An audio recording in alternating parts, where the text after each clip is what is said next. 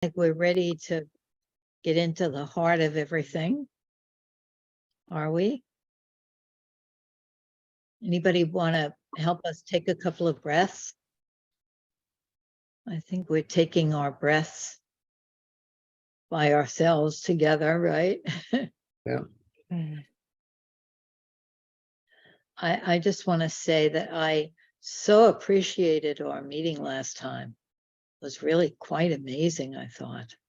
Well, not having been there, maybe folks could let me know what happened. It also sounds like an interesting kind of exercise of how would you put that into words, or what stuck out for you, or, you know, each of us might say very different things. People could say like a sentence. I wasn't here, but I'll say a sentence because I watched the video and I was quite amazed. It just got very soft and deep for me. That's, you know, I'm left with a feeling of how people spoke about themselves and each other. It felt so connected. I liked it when Rachel spoke of how we talk about how our differences, different opinions on the same topic sometimes. But we don't get mad at one another. We do it in a positive way, listening to one another and supporting one another in a gentle way, very different from the way she grew up when there were conflicts. And I loved hearing that. Do you remember an example of that, Nancy? What we had differences about that we supported each other? Because it's at the tip of my brain, but I can't quite remember what she was giving it a particular example, I think.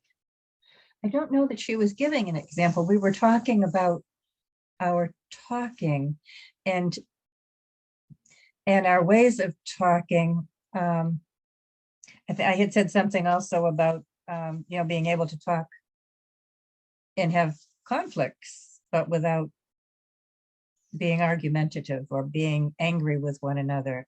And she said it in a nicer, gentler way. And I just remember that's what stuck in my head. It wasn't an example. Right. It was the felt sense of it. Yeah.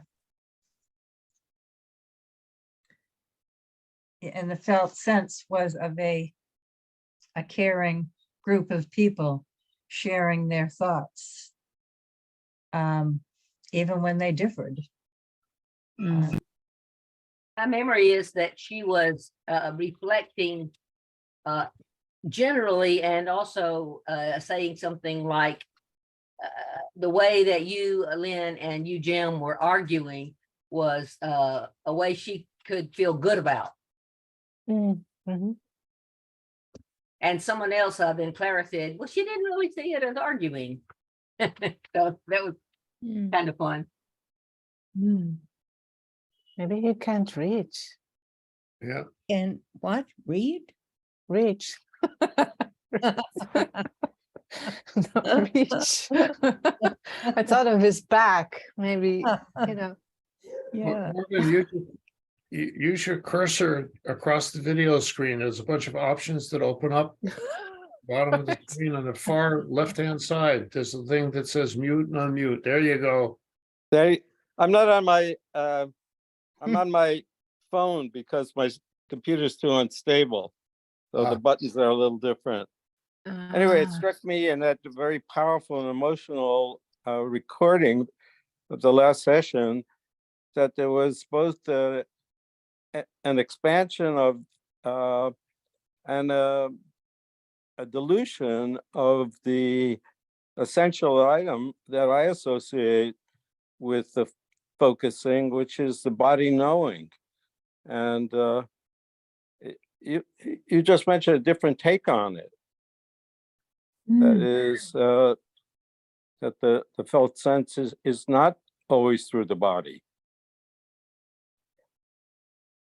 but simply through the mind. Hmm. I'm sorry, I don't understand that. You want to try to explain that, Marvin? I'll listen a bit. I'll just listen a bit. But let's flag that though, that it felt like the meeting was both expanding the felt sense, presenting. Well, it seems that we can talk about anything that we're curious about and that we are a little passionate about. Oh, yes, yes, yes, yes. Yeah. I just want to say, because my teacheriness has to come out sometimes. I just, the physicality of the felt sense is sometimes very prominent, and for some people very, very prominent. And at other times, and for other people, that dimension of the feel of something, the texture of it, the sense of it, is not prominent. But they go together, the thinking and feeling, and that's what's radical about it, that you're thinking into the feeling and feeling into the thinking. So for me, when Masumi was talking about how it is in Japan, and Kate was talking about how it is in China, there was such a physicality to it. I could feel that way it is. Marvin, how was it that I said that? Did it sound like I was? It sounds fine to me. I would agree with you totally. But it raises the element for me that the focusing attitude is not unique from many other kinds of attitudes Oh, yes. that don't have that label. Yes, absolutely. Yeah. Certainly the focusing attitude is a big thing, not limited to a focusing person. But I think it seems to be that through focusing, you expand it, you cultivate it, you name it, you label it, you bring it out, you encourage it. You know what I mean? It's maybe in other disciplines, maybe, I don't know whether it may have other names, but perhaps sometimes it's elusive and it doesn't have a name or something behind it. So I think with focusing, there is there's a whole theory behind it, or with it, or next to it. I don't know.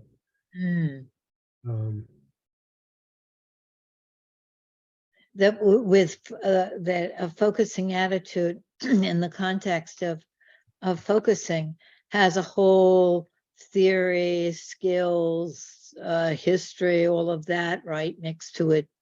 But that all of those things are much bigger than a package of focusing things.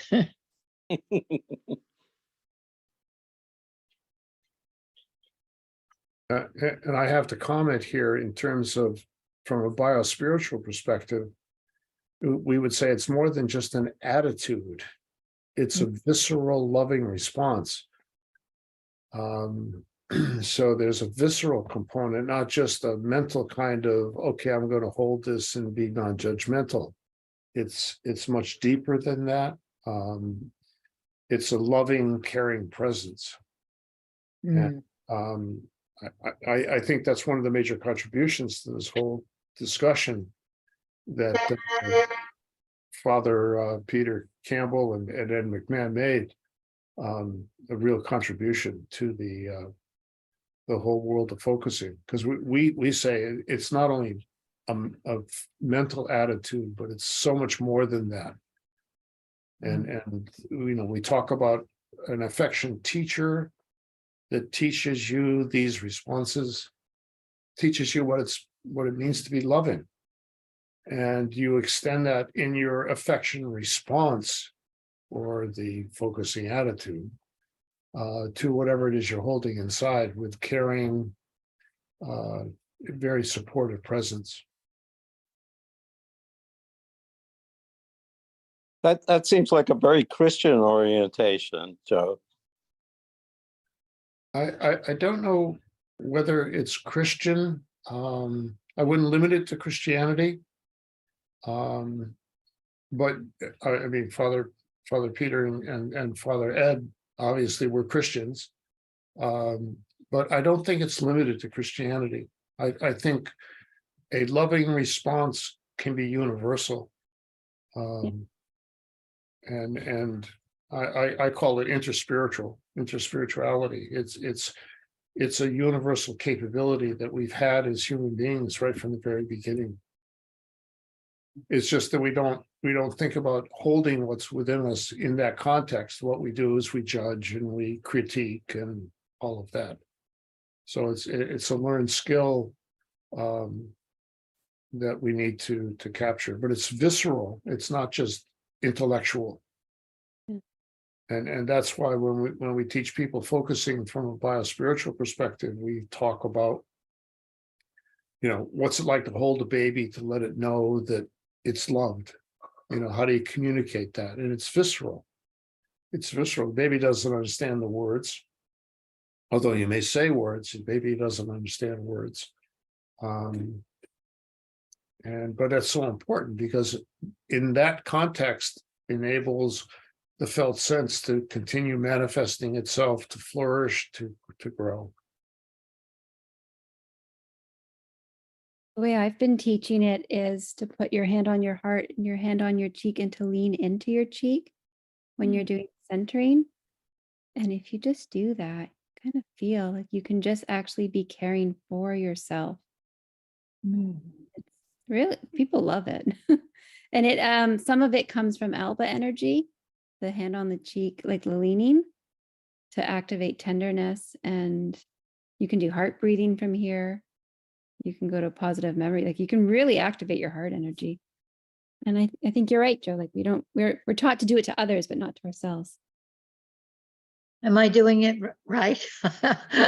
Not that there's a right and wrong, I'm sure, but I gotta try it. Sometimes with self-compassion, you might put your hand on your belly, or just one hand on the heart, or two hands on the heart, but there's something about on the face that's. Yeah. For me, there's something, there's something about putting my hand with presence on the top of my head that is kind of magical. It's such a tender something for me.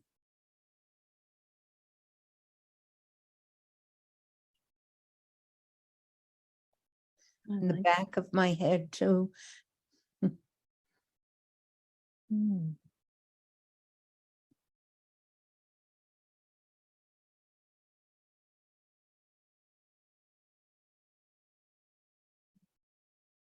Yeah, yeah. So maybe somebody could do a little 2-minute review about the way, all those places where Jenlyn talks about how the body is not the body.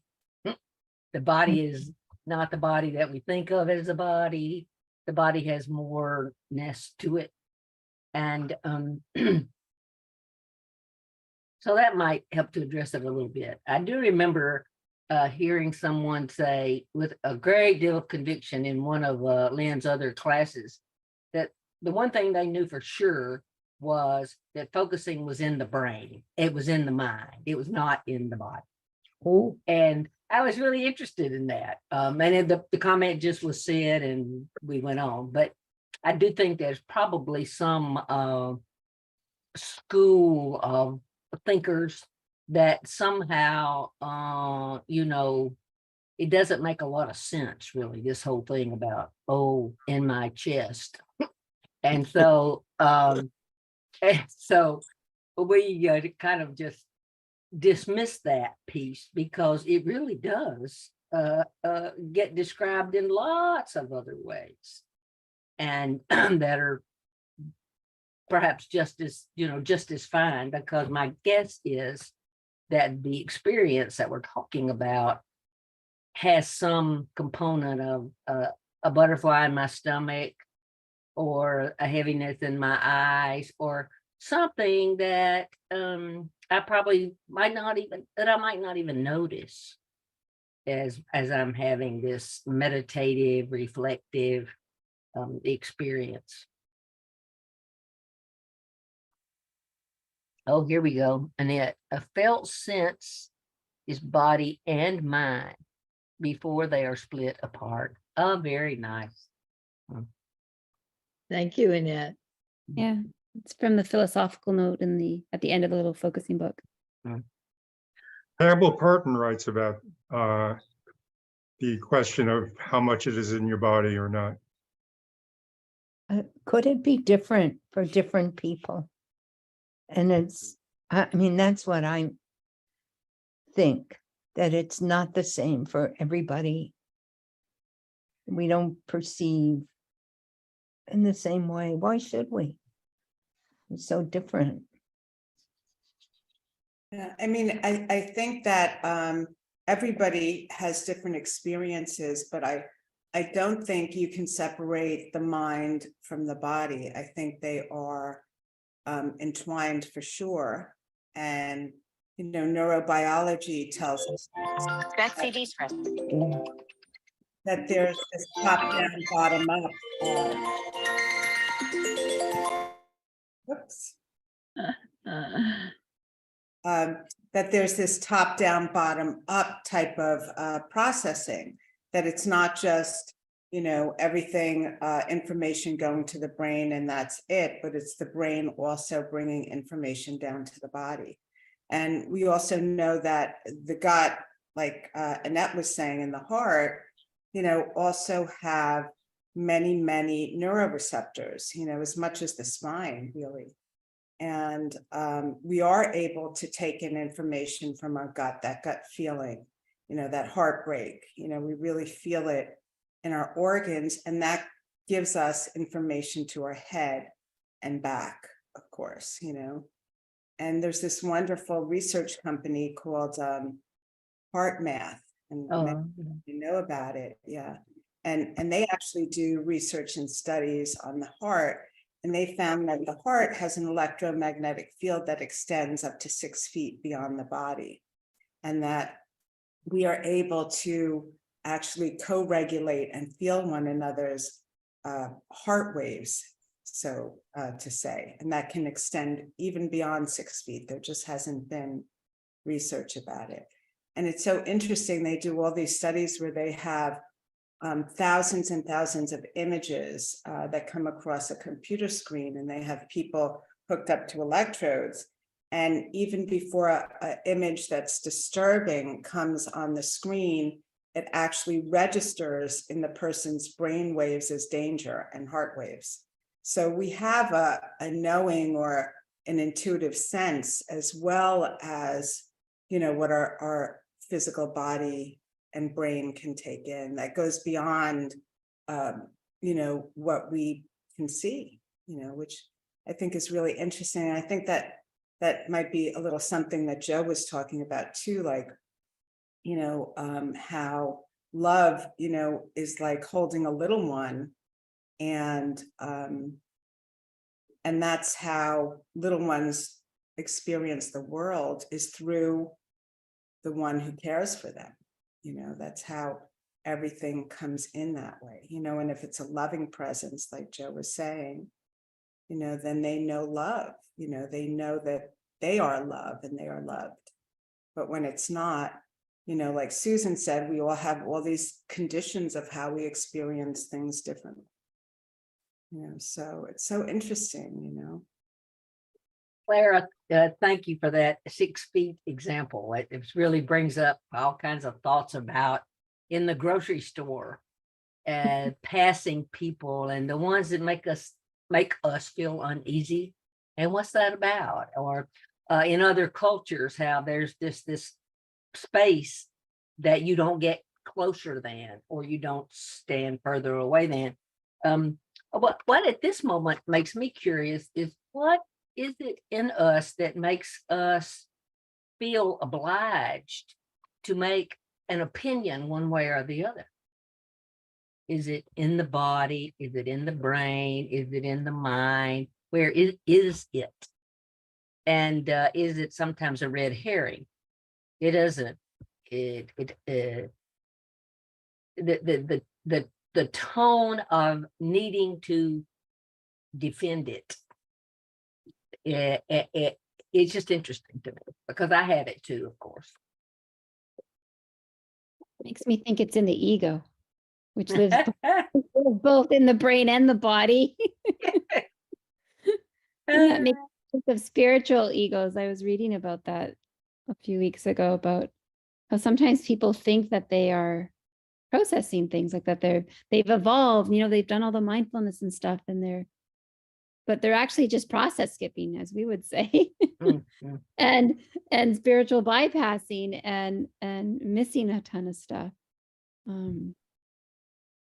Freud says that the ego is originally a body ego. Ah. Sure. I think one of the things that I get the most out of focusing with is that there is no it or anything, that we're pointing to some experience. So that's, in my mind, where we get all tangled up in our societies, in our world of saying there is a this here and a that there and this means that.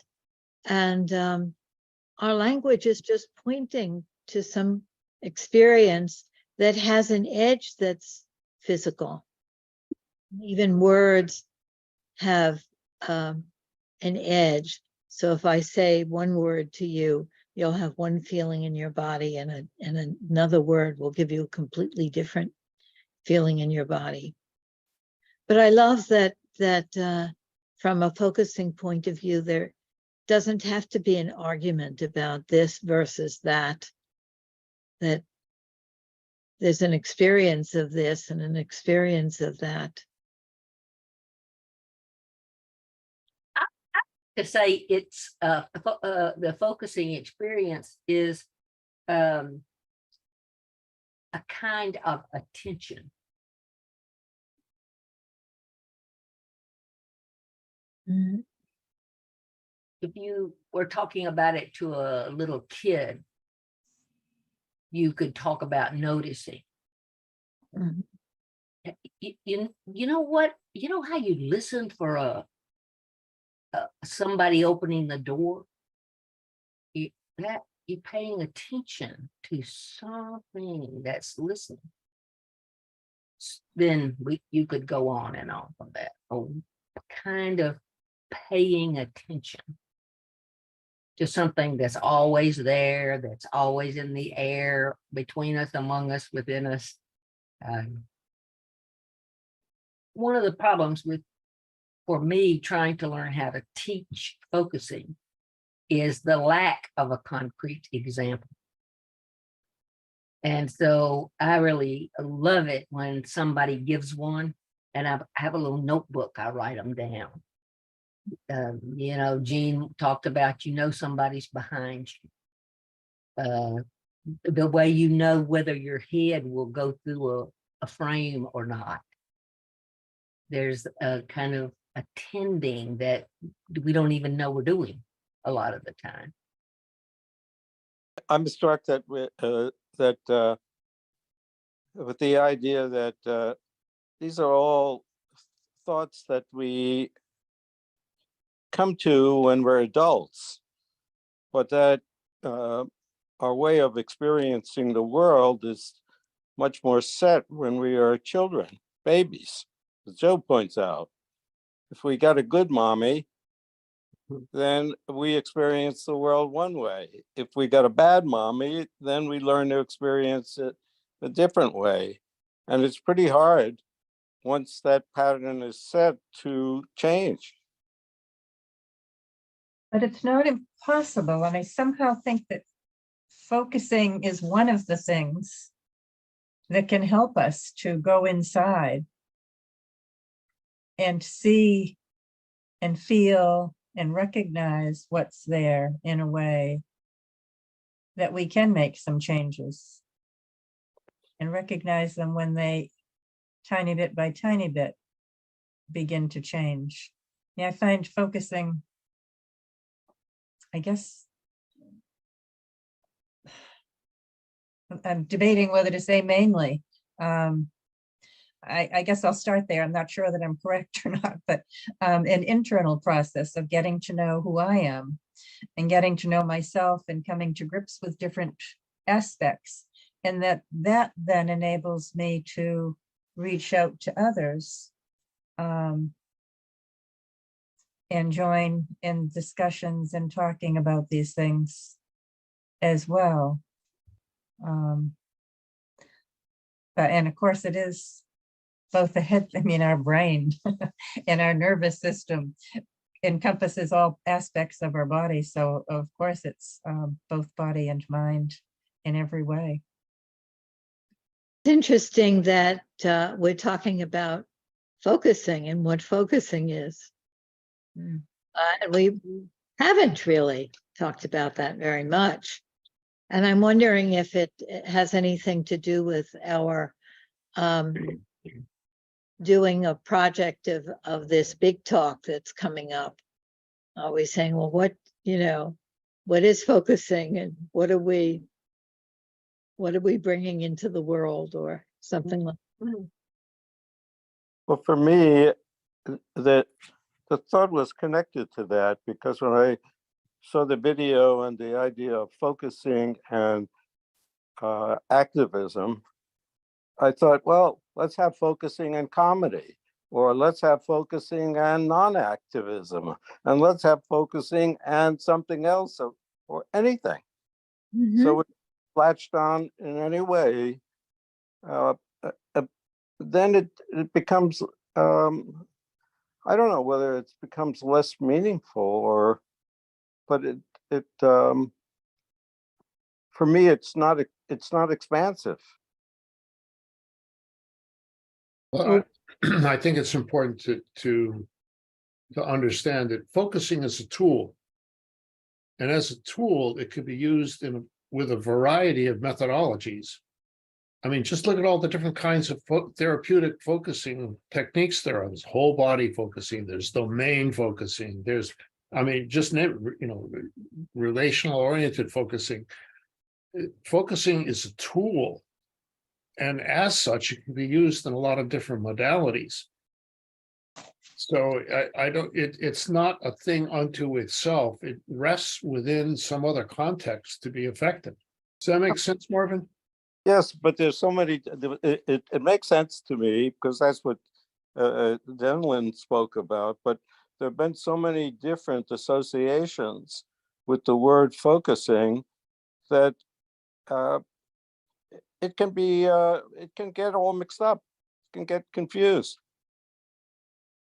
And it does. And from my point of view, maybe that's okay. Okay. That it isn't one thing. And there are different levels, I think, of focusing in the broad way, focusing in the narrow way, personal focusing, group focusing. I'm wondering, I mean, can I just say something? Thank you, Joe. Hi everyone. I'm finally able to come in here. welcome. I appreciating that, but also appreciating what Marvin is sharing. And I think that every philosophy has this kind of like there's like this different avenues of wanting to protect the purity of something, but and that's no different in Buddhism, right? And so in the Buddhist teaching, one of the things that one of my teachers says, whatever the Dharma touches changes the Dharma. So it's a interrelatedness. And I think that whatever focusing touches changes focusing, but also changes whatever that thing may be.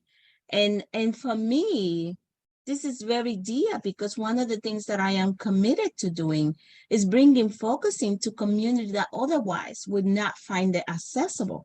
And you have to integrate a language that community speaks, right? And that's not giving away the purity. I think that just creates the expansiveness to make this accessible to everyone in a language that they can understand and they can integrate based on their experiences.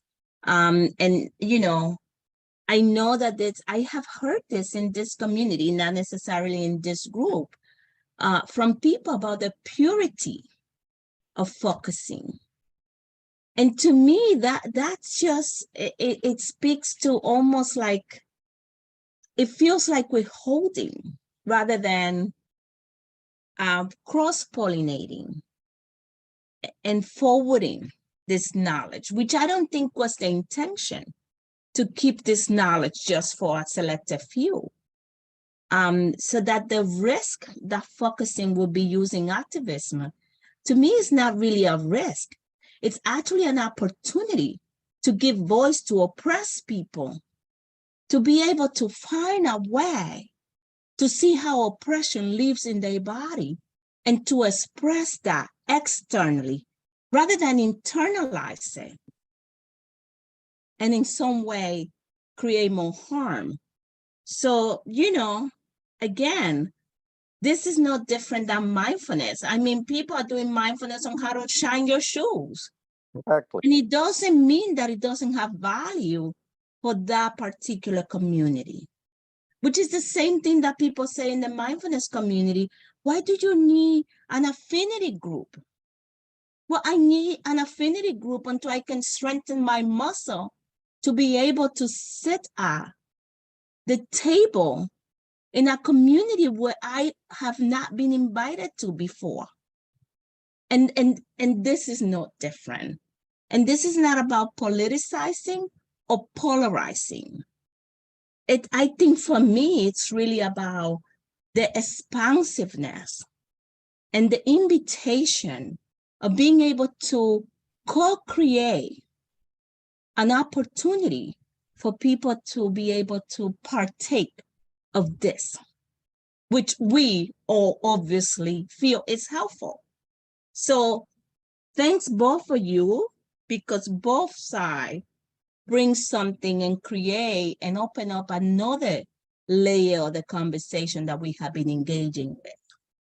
You know, sometimes I think that I may not have the words, but I have an understanding, I think, and that's what is important to me. So I use this box of tools, and I use the tools, but I don't want to necessarily give them names. I use what they bring, and then my tools to understand what they're bringing into the interaction. I mean, and is their language, is not mine, is what they bring into the interaction, and then create meaning and understanding and holding different selves or somebody, different parts of different feelings, the fluidity of feelings, this feeling, that feeling. I don't know, I mean, some people, I see a lot of therapists, you know, they need to, you know, have, you know, very articulate to be able to explain in detail their understanding of what they're practicing. I mean, that's all good, but for me, it's more like, well, having an understanding inside it and then using that. I don't know. It's just, I don't know. That's where I'm coming from. Sounds like we're saying that we're all different. And I just wanted to underline what you said, Isabel, about how we have to use different languages with different communities to let them into the door. And that really struck me. If we're rigid about our language, that this is this and this is this, and you do it that way, then you are excluding people. And that was never the intention of anybody, really. Even the purists are not intending to exclude anybody. I want to go back for a minute to what Marvin said about, well, focusing in activism, focusing in cooking hamburgers, focusing, doesn't that water it down? And I wanted to say that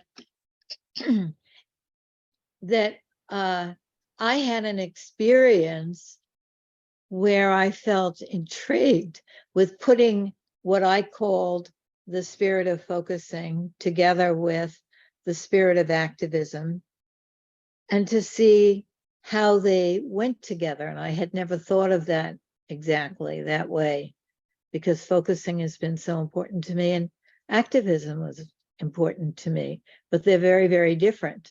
And so then I thought, oh, maybe other people in the force training will want to play with me with that.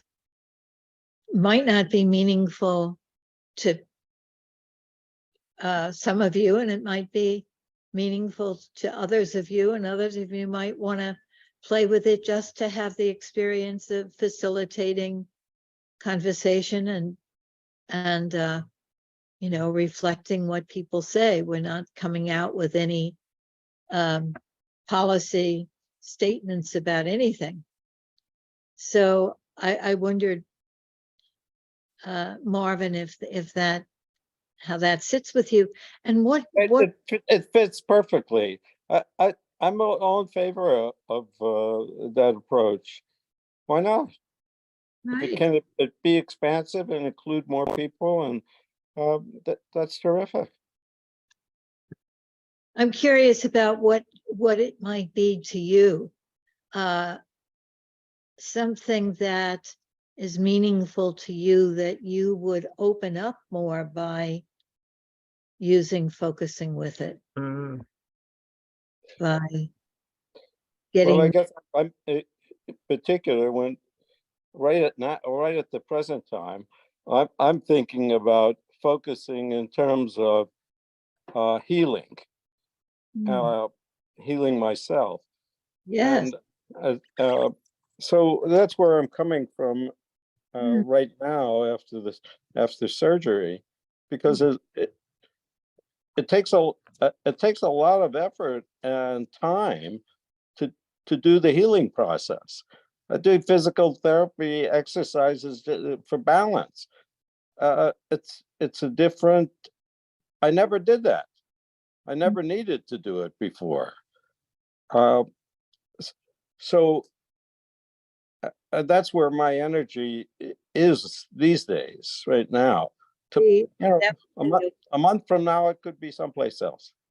That would be a wonderful thing to do, is a workshop meeting about focusing and healing and how focusing helps healing. And you don't have to know the answers to anything. You're just opening it up for people to find it in themselves. And there's something so wonderful about that. I did the Help the Helpers this Monday on what I call the Great Carrying Forward. And I think, Joe, you'll like it. It's similar to some of what you did. And it was just so satisfying to have people find in themselves what these words, concepts, experiences can open up. That you don't have to know the answer. You just have to be gentle and curious and enthusiastic about the process. I don't have many answers to anything. So that's that won't be unique. But I think Lynn's point about, yes, you don't need the answer, but you got to have some, even if it's crude, some process, some language and some context within which you can translate a focusing flow into what you're trying to deal with. So if it's healing, I'm going to modify my focusing flow into a language where I can go within in dialogue with the parts of me that are hurting. And the parts of me that are working right. But you know, the language and everything else that I use and the context in which I use them is going to vary from situation to situation. But I think process is important. I may not know what the end result is going to be. I don't know what the output's going to be. I don't know the answer. But I got to have a way. I've got to have a process. I've got to have some kind of a way to open the door. Because if I don't have that, there's no way I'm going to get inside. And I think that's the genius of Gene Genlin, because in opening up the door of focusing, he's opened up the possibility to this whole inner world. And depending upon whether we're, you know, in my case, I work with spiritual directors, you know, it opens up a whole new world for them in terms of not only their own personal spiritual growth, but also their interaction with the folks that they companion. And to Isabel's point earlier about you need to change the language to fit the context within which you're dealing with the people that you're working with. You know, it's language, it's their paradigm. How do you work within their paradigm? But that's the beauty of focusing. It as a tool, it's like a chameleon. You can take it and change it and move it into. But you know, I know that the Focusing Institute was very concerned about losing the core of what Genlin was promoting in terms of a flow. I can remember working with them years ago where they were struggling with how do we keep the purity of what's there, or at least the core process, because so many people were running with it and then saying, okay, well, this is focusing, when really it was their particular conceptualization of it, you know, their own particular domain that they were working in. And that got to confusing people. But I think Isabel was right that you've got to shape it in a way that fits the context of the community or the individuals, you know, that you're working with. I mean, Yeah, Joe, I was just going to refer to Roberto, actually. Roberto, if you let me say what I want to repeat back something you said. So Roberto was, what I heard him saying was, yes, to all of what you're saying, and that it's important to be prepared. It's important to have all of one's tools there, but that in the moment, he's just there. In the moment, it's a matter of having love and regard and interest and curiosity in that person, and then taking what they can offer and what he can give back. And so, Roberto, I bow to you now. You go off anywhere else you like, but I liked what you said earlier. Yeah, thank you, Vijay. No, I was thinking what Isabel said, but isn't it, I mean, like what do you call that? Communities that, for example, I mean, I work with many of the unaccompanied minors that come through the border to the high school that I worked at, and you know, they're 14, 15, 16, 17-year-olds. They sponsored by some family members or in different parts of the country. But so I mean, I think that in often with immigrant families, there's no time for expression, no time, it's about survival. And I think just in itself of having a space where they can talk about their experience and put in, their own words into it, and creating, having this gentle curiosity and enthusiasm attitude. I mean, it does. I think you can do wonders with it. You know what I mean? That in itself is, what you say. I mean, I would say revolutionary, freeing, liberating, empowering. I mean, so much is there. I mean, that you can listen, deeply. I mean, I think you're offering a lot. I don't know. I loved what you said, Roberto. I keep thinking of what Gene used to say when there was this commercial, things go better with Coke. And he would say, better with and anything goes better with focusing, absolutely anything. I'm wondering how people feel about doing this big talk. And did you get the flyer that Christine sent out? Oh, I'm sorry. I thought you would have gotten it by. I did. Yeah, I think I sent it along with the other things today. Poster. Yeah, but I don't think it went out earlier. So I sent it today. Did everyone get that? I got it. Yeah. And I just want to see how you are feeling about us doing this. And Marvin had a number of questions about, are we obligated to do it? What if we, different people not calling to them? I very much appreciated what you wrote, BJ, about what do we mean by that song that, and I realized that was really the wrong song to use. I went down to the rich man's house and took back what he stole from me. I just love the rhythm and the spirit of it. And for me, I was trying to find the spirit of activism.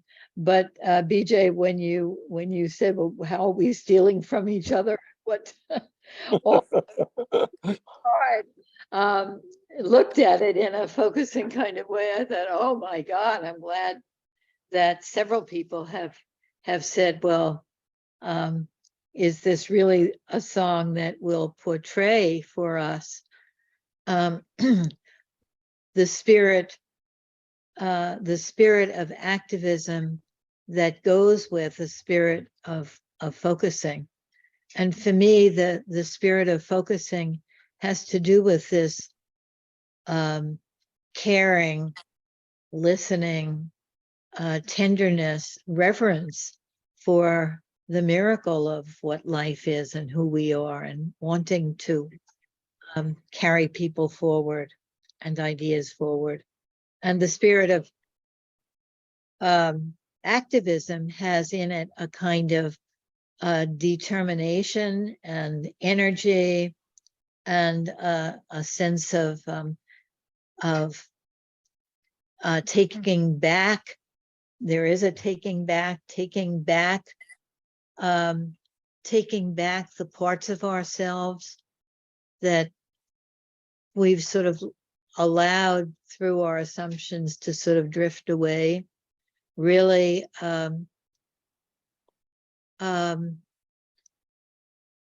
there are some other words that I can't think of right now. Lynn, yeah. could I read what you wrote in the little flyer? It's 3 sentences. Sure.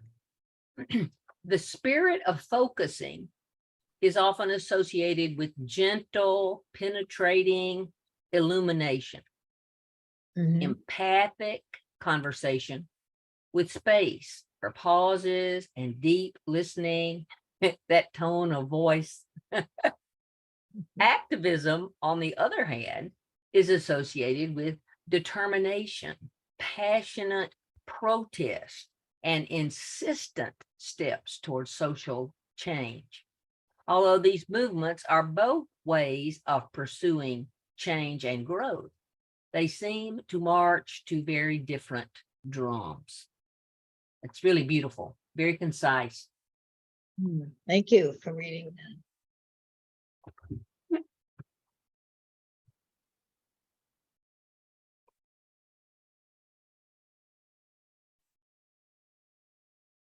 Lynn, I also like, I know I'm talking a lot. I drank a Coke, so shut me up when you need to. Lynn, I also liked your idea about what is activism to us. That is the what is focusing I'm always intrigued by, and I'm always wishing that we would just take a night and go around and talk about how we focus, each of us. And the same with activism. What is activism, and how easy it is to judge that another person is not focusing, and to judge that another person is not really an activist. So I like that idea about stepping back and just naming what they are to us, what each of them is to us.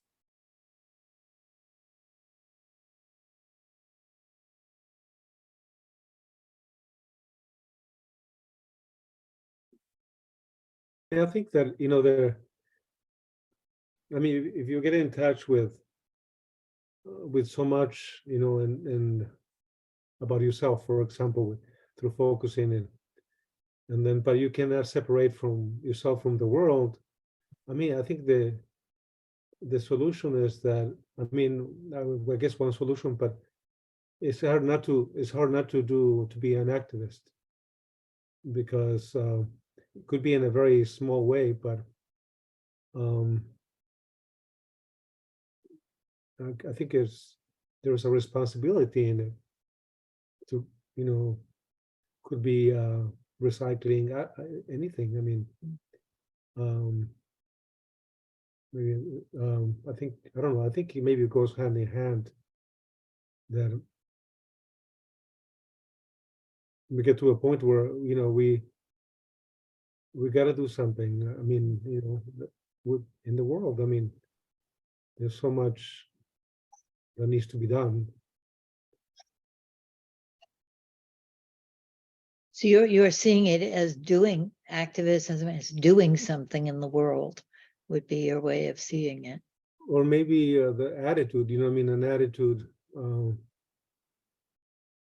have, as you know, maybe a mindset, or but or maybe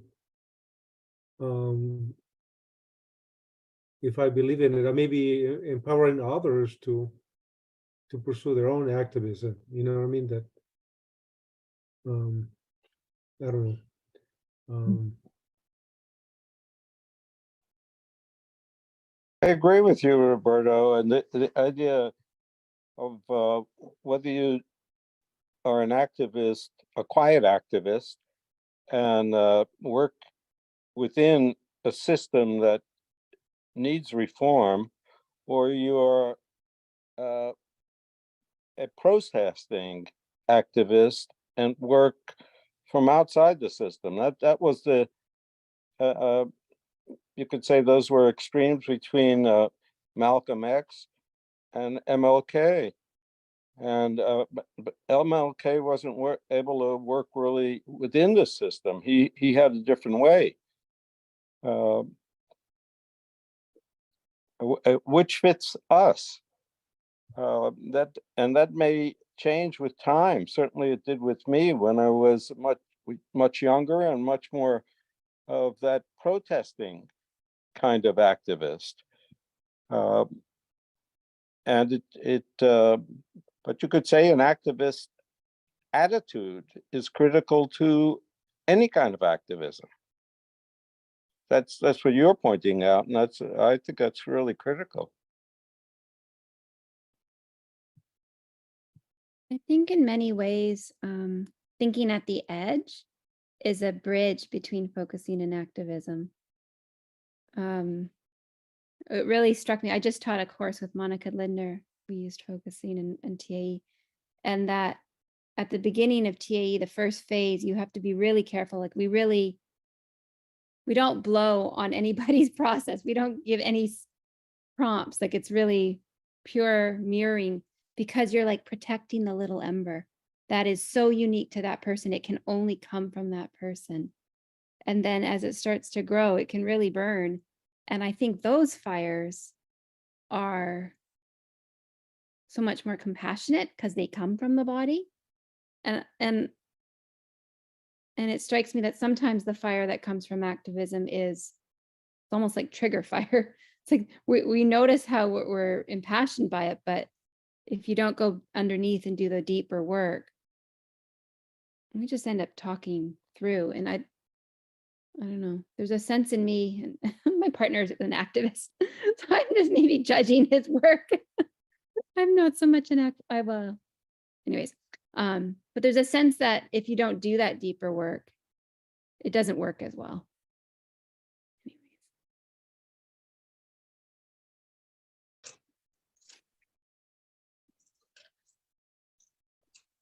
Yes, a great point on that.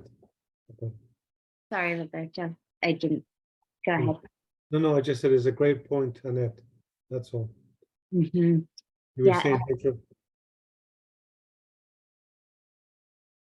Go ahead. No, you were saying, you said. The same thing, maybe, just that I love how, Annette, you spoke to that and sort of answered something that was curious about when we first learned focusing, and how we do very little, but it is like when you find a little bird or something that struck the window and you're not really supposed to touch it, but you want it to know you're there, but you don't want to scare it, and you want to put it in a shoebox and take it to the vet or whatever we do. It has that same, I really love that you spoke to that, and that sort of protecting and noticing. And I also just wanted to say, BJ and Lynn, I don't know that you guys got reflected, and BJ, some of what you were saying, I just love the idea of going around and saying a little bit about how we each focus and what activism and focusing mean to each of us. I didn't want that to get lost.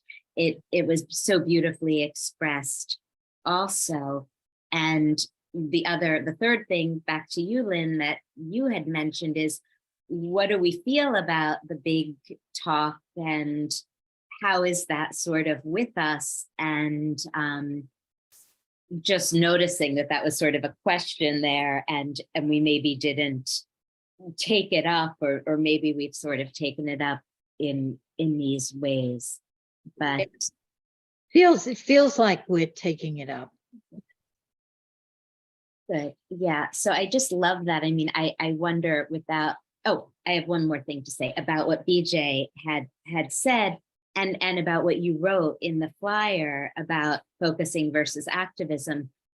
I think part of why I have a hard time in a way with activism, with my notion of activism, is because of how I conceptualize it, that it requires this exposure and bravery to sort of be seen, of course, and to march on, and to take a bus that might make you nauseous, and go many, few hours to DC and do stuff.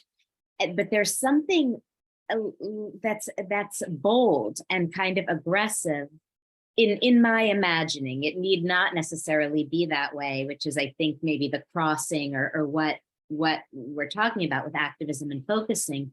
And focusing seems to have much more that quality that Annette was talking about, the early focusing and the protecting and being like it's a sapling and being very gentle. I feel much more called or capable of being with a baby bird than I do charging forward, come what may, that's all.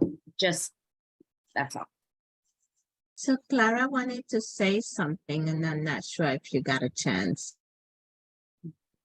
Oh, I don't know. I'm sitting here grappling with, I wasn't planning on saying anything just yet, because I'm like internally really grappling with something here. When and around focusing and activism. And for me, like, I have a felt sense of just this rising up of this energy in my system around how we're talking about focusing. And it seems like this really precious thing, you know, that we are privy to, you know, and we can talk about bringing it to other communities and how we really want to bridge that gap. And it just sounds so precious when, you know, there's lots of communities that don't have access to focusing or anyone to really work with them with it. Like right now, I'm working in Brooklyn doing volunteer work for Black women and babies who don't get proper health care. Black women and babies are dying at a rate so much faster than white women. And this, to me, like, is something I'm thinking, okay, focusing, how do I bring focusing to these communities that need something so much more, you know, than focusing. So as we're having this conversation, you know, this, you know, sense of focusing versus activism is just feeling really kind of hot in my body right now. Like I don't know, I just don't know how to make sense of it in a way, you know, because we can sit around and talk about it and it just seems, you know, lovely in many ways. And yet, I don't think it's for most people, you know, because they don't have access to just the basics, you know, in life. So I don't know. Yeah, Clara, I really resonate with what you're saying. And like, well, on several things, like, yeah, not everyone has so easily access to focusing. But I also started feeling a little bit like, well, you know, and that's a bit about the discussion we had, what we talked about before, like, does it have to be like the exact way of focusing or something like it, you know, people have also other ways, you know, and maybe in the end that kind of looks like focusing or not, or but that's why it's also so interesting to see where we can connect with activism and focusing, you know, and how do we do that? And I think also that's for me, that's also how Gentlin even, you know, initiated the whole practice and theory about focusing, like to you know, spread it out, to have it available for everyone, and everyone could kind of take something from it, what he or she or they could use at the moment in their ways, you know. So I hear a little bit like, well, the activism and focusing maybe don't go along, or they're not compatible, or you know. Yeah. Yeah. Yoka, I totally hear what you're saying. I think for me is, I'm not saying they're not compatible, because sometimes listening to a mother who isn't getting good health care about how it is for her in a really deep way, and really that connection, that heart connection, and giving care that people might not always get, is also a way of focusing, you know, absolutely, without a doubt. And yet the frustration for me is that this feeling of wanting to act, of wanting to do something to make things better for people who, you know, just, they don't get to sit here on the internet and talk about the process of focusing and what it really means, you know. So that's my piece. And I think it goes probably pretty well with the big talk and what we're talking about, like, how do we find a bridge? Because it doesn't feel to me sometimes like it is a bridge, you know, and that feels really bad, it feels really bad to me. So I don't know, but I hear what you're saying, yeah, and I appreciate that. And I do think we can, I mean, I do think focusing is about connecting to ourselves and to one another. A deep connection. And we can do that in all situations that is possible. I think Jean really taught us that. And yet sometimes it feels like it's so much more needs to be done, you know, and that feels hard. Yeah.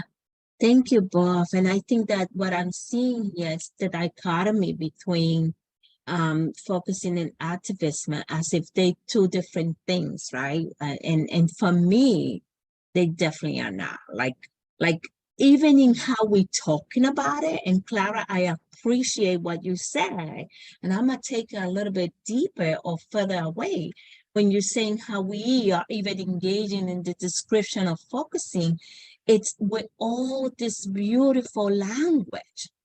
And when we're talking about activism, that's an undertone that I am sensing into. I don't know if it's true, that it sounds like it's something not to be done, it's forbidden, it's, you know, it's this fiery thing, you're gonna set people on fire, you're gonna walk down the street. And that's not all that there is, right? I'll share this with you. Where I work, when I first started there,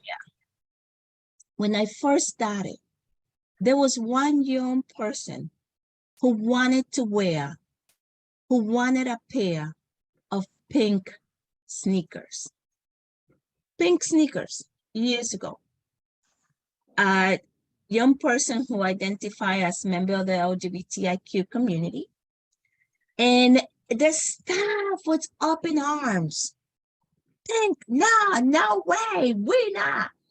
And the person that was working with this young person, talk about activism, had to really fight just to get people to be comfortable with allowing this young person, this is an inpatient psychiatric unit. And some of the kids at the time used to stay there for a year, 2 years. To allow this young person to get and buy a pair of pink sneakers. To me, in that moment, that was very radical, super radical, right? And now we are just at a place where young people may want to use a name that has nothing to do with their gender orientation. And I still today hear people say, oh, do they want to be called elephant? Do they want to be called this? And that's also activism. To respect and honor a person's individualistic desire to be called whatever, right? And I know that for me, it's just honoring that. Like if a young person says to me, I want to call Jane. That's the name I really like. I just call them Jane. And that's a form of activism and revolutionary where I'm at. Because it's so revolutionary that the actual system that we use, there's no space for us to choose a name, the chosen name. You know, something as simple as that, the computer does not allow you to do that. You know, and so I cross it out and write it in.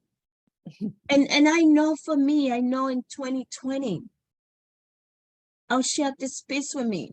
I live in the Rockaways, and anyone that knows anything about New York City knows a little bit about the Rockaway that is quite divided. It is very divided. And in 2020, when all the protests were going on, the surfers from this community had a swim out. A swim out. And I am thinking about that. And it brings joy to my heart.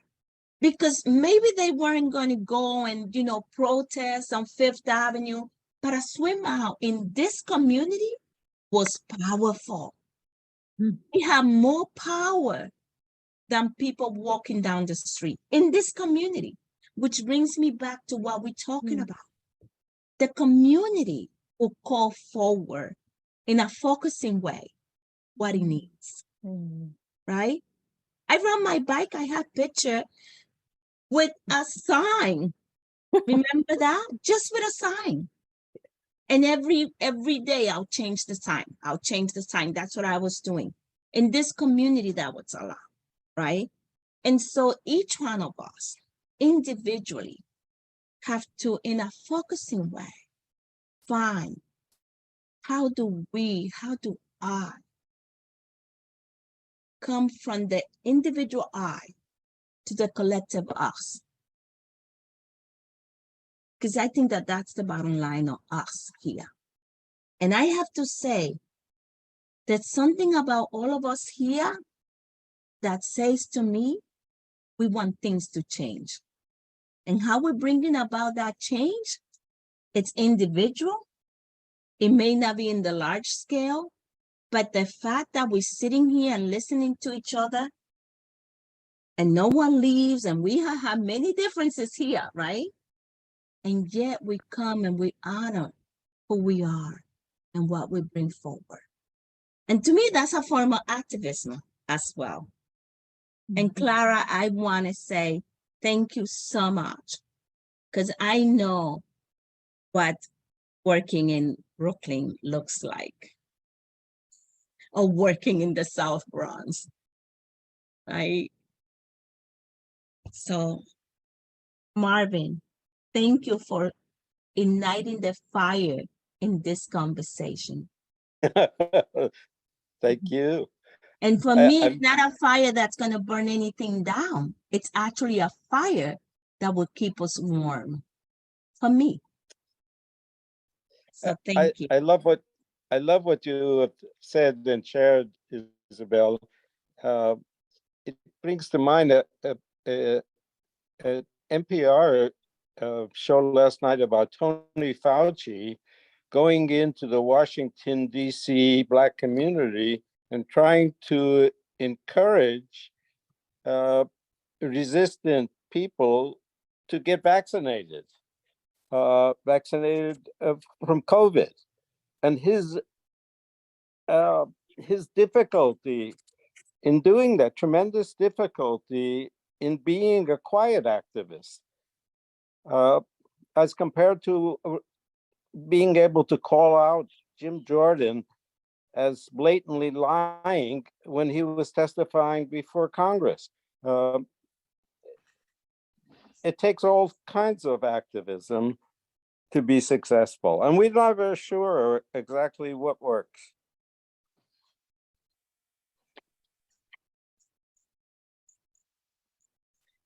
I'd like to see if anybody can help me remember something that I think fits in, if I can remember it. There are some focusers, Pat Omidian, and she has a partner, and they, I think, are in, very underdeveloped countries. Melinda. Melinda. No, but Melinda Dara. doesn't. Who? Melinda Dara, they run focusing initiatives. Okay. I was reading in some magazine, the Focusing Institute, or Melinda's Institute, put out, I guess, an article from Pat Omidian about working, I don't remember what country it was, but with villagers who, had very different ideas of what community was and how you should be in a community. And I think it had to do with, there was some sort of, not plague, what we just went through. Ebola, before. Okay, do you know what I'm talking about, Lynn? Well, I know that they were working with people suffering from Ebola and before COVID, and focusing kind of listening and attending Yes. to have cohesive community in that. Right. I was also thinking of, Susan, was there I think in Afghanistan, where there are all of these child laborers who don't have an opportunity to learn how to read or write or play or anything, Mhm. using focus to help the elders to tell stories to the young people, and the young people to tell stories to the elders.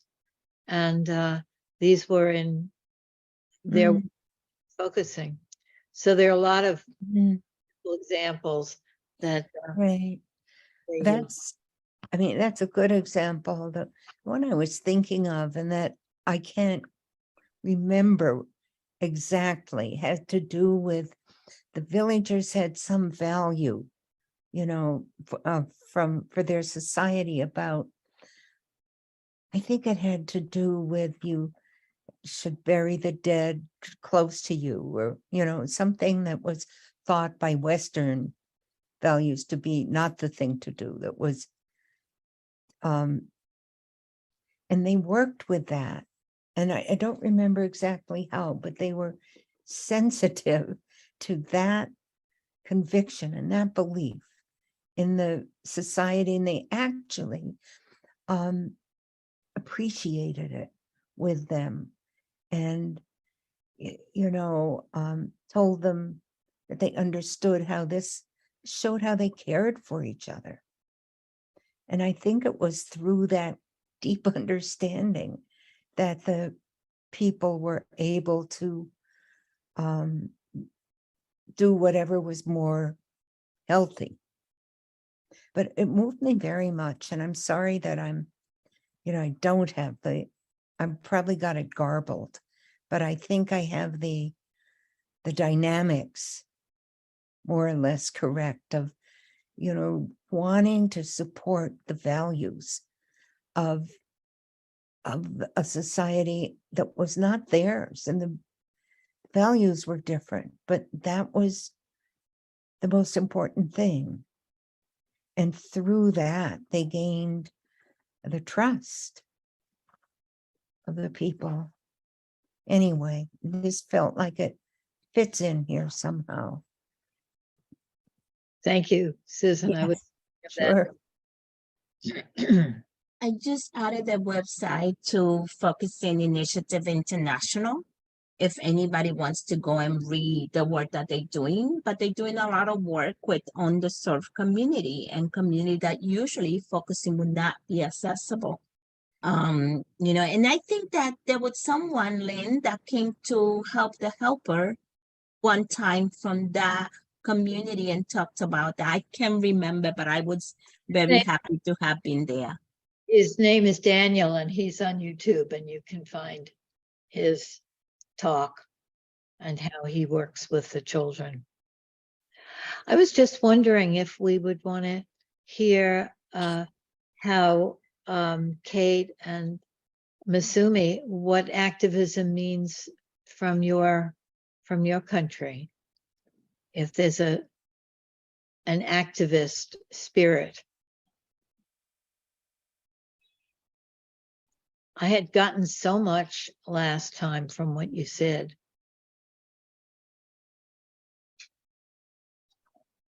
I'm still thinking of it. I don't know what it means. Still thinking about whether there's activism in China and whether. Yeah, I'm still thinking.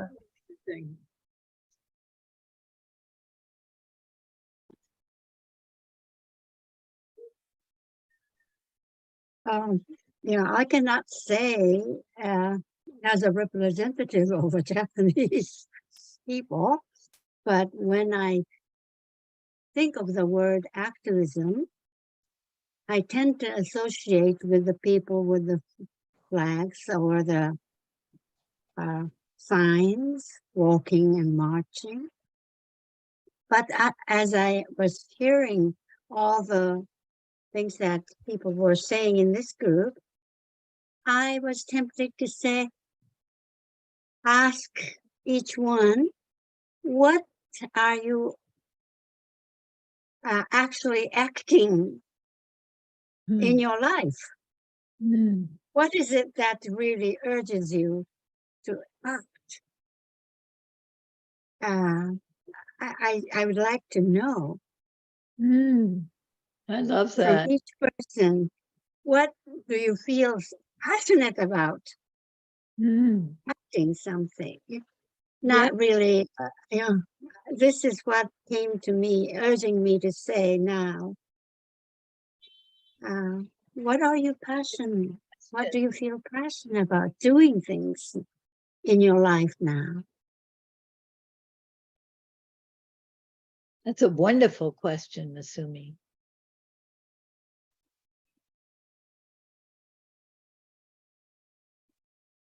I was remembering how Force started, and I wanted to do something to bring community together when Trump got elected.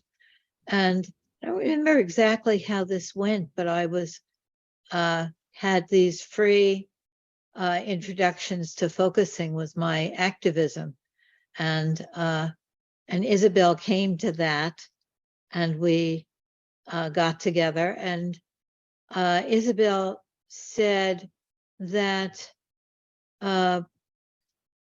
people of color don't have access to psychotherapy training and using focusing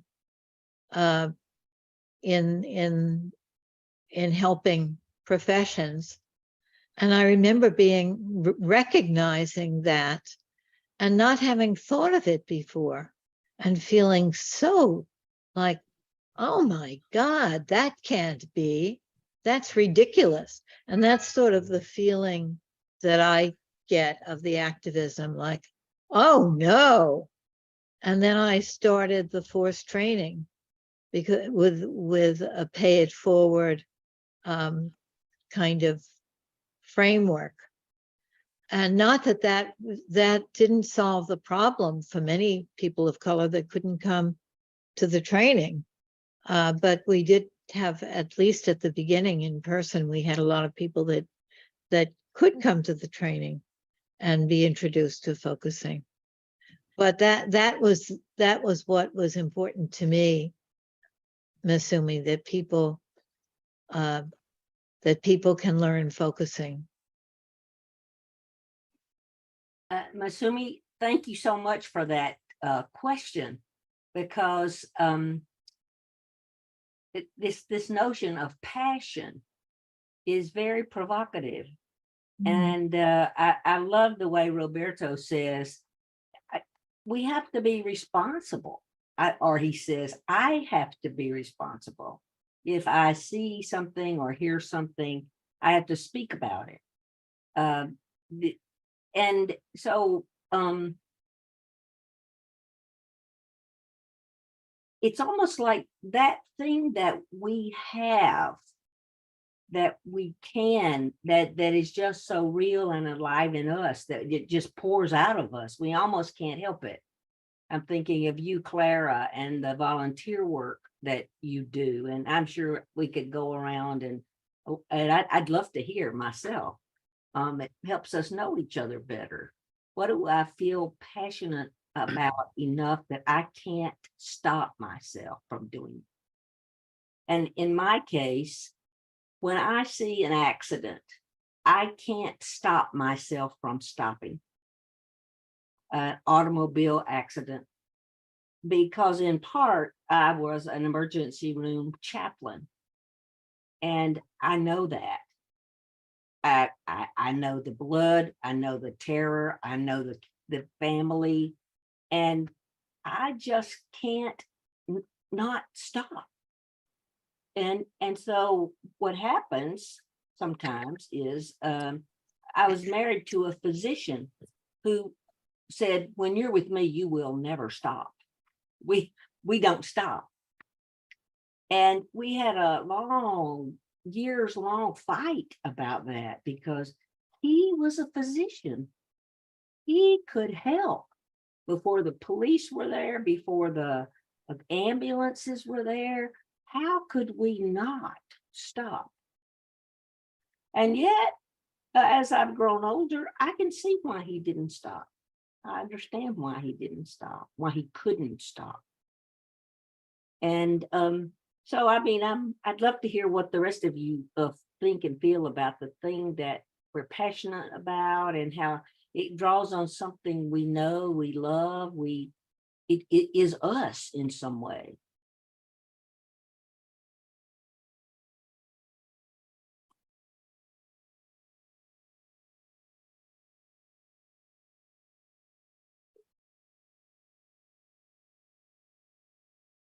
Matsumi, since I was really little, like 3 years old, I would always try to bring my whole self to a situation. To be concise, I'll just give you, yesterday, a very seriously mentally ill young woman called me collect, and she had decided she was just going to live on the streets, and it was going to be freezing last night. So I just kept pacing it. I met with her, 3 times at different times, day and night, on the phone and then in person. I took her a coat. It's okay to not work within systems when there's a crisis. So I just try to bring my whole self. Thank you. Thank Yeah. you.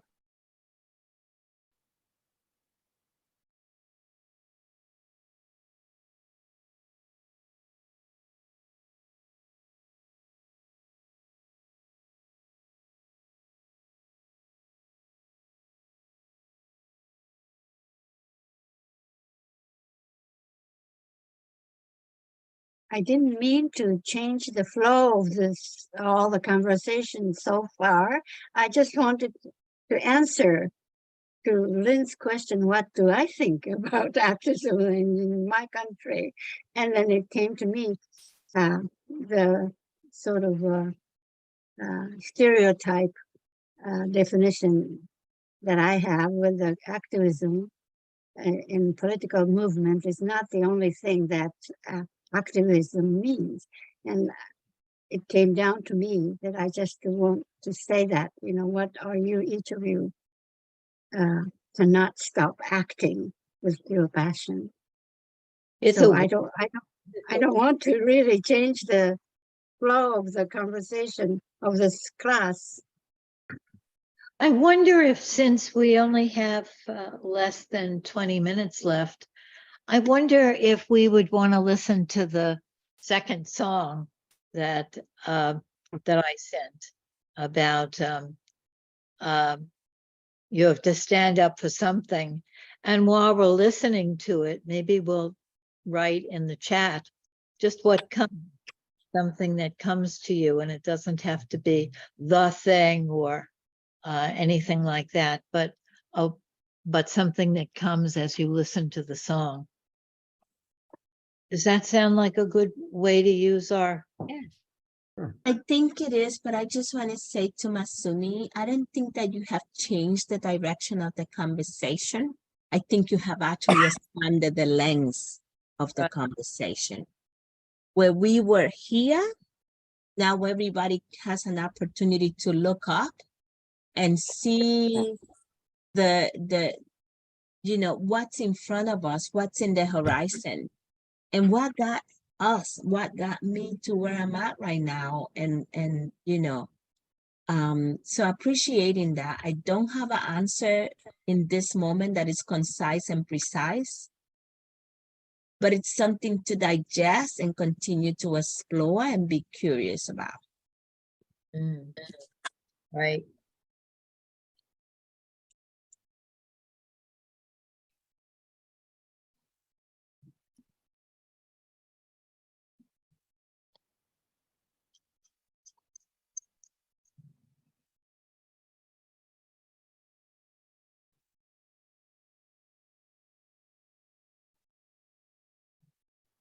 I'd love to hear the song. Anybody else? How do y'all think about it? Yeah, I'm interested too. Like to. Yeah, let's have it. Jim, can you play it for us? In theory, I could, but I don't know the song. I don't have it. Can you send me a link? I'll play it. Lynn, Everybody. we didn't get the link. I didn't get the link. Maybe somebody who's good at this on YouTube. The song is called "Stand Up for Something," and you can. And if you want to co-host me, I can share my screen and go to YouTube if you want. Thank you. I can't believe we got that song up. That was great. was not the version of it that Oh, no? I 2 or 3 versions, and then you can vote. If we use it for the workshop, you could vote for which one of the songs, which one of the versions you'd like. And I wonder if we did it in the workshop, if Masumi would ask the question, you know, what are you passionate about? And people could focus on that during the song and share from there. Definitely, you know, Sandra Day is a very passionate singer. You know, her passion is contagious, I think. I mean, I love her. I mean, I love her music. She did the movie Billie Holiday, and she's just amazing in that movie, like totally amazing. I am tempted to say that I didn't mean the real aggressive passion, but I want people to talk about a quiet passion, quiet activism. I just wanted to say that. Yes. I hate the silence that we are having. I don't know what you all are feeling, but I'm feeling like I don't belong here. And so I'll try to talk to you, Masumi. Why I said that is I don't feel I'm what to me an activist is somebody who isn't too quiet. I think I'm pretty quiet. And I am not a very political person, although I've become much more so, you know. I think it's probably every person in America has become more so in the past years, but and I wouldn't call it activism, but what is the word? Feeling of what meaning is too cerebral a word. There's some other word. I was talking to the team. What came to me was what matters. What matters to me is a kind of honesty. And it's really hard for me to speak up and when I feel different. And I was feeling that, you know, when we saw the song and we all sat here. So I'm trying to speak up and tell you that my passion, I guess, what keeps me awake in the night is feeling where I'm inauthentic. So I just had to open my mouth here, and I am not an activist by what we think of as activism, though. I am, you know, there are reasons why I'm not, that I'm ashamed of, I think. But this is more who I am. That's enough. Maybe some other folks will speak. Because I'm wondering why we're sitting here. And I felt very uncomfortable. And, you know. No, thank you for sharing that, Susan. Just appreciate it very much. Yeah. Thank you, Susan. Also, just I love the question, I think from Asumi about what is like what we're drawn to, or what draw, I don't know how it was phrased or who phrased it, but like what we're drawn to, we can't help it in spite of ourselves, instead of kind of coming from a what should I do, so I'm keeping people happy, or being the activist that I'm supposed to be, or being whoever I'm supposed to be. They're the things that I find myself doing, because regardless of the consequences, because it must be done. It doesn't matter. I have to. And I tried to put myself back into when I have been so moved. And I'm not sure if those same things are as true for me now. So I like just holding that question freshly, like what moves me in spite of myself now. So I also would like to sort of sit with that question, or live with that question rather than stand with that question, maybe. So that it's honest for what's true now, not what was true 10 years ago or 15 years ago. But I thank you for the question. I want to be an activist for people who feel uncomfortable. So I want to support Susan, who feels uncomfortable. Mhm. Thank you.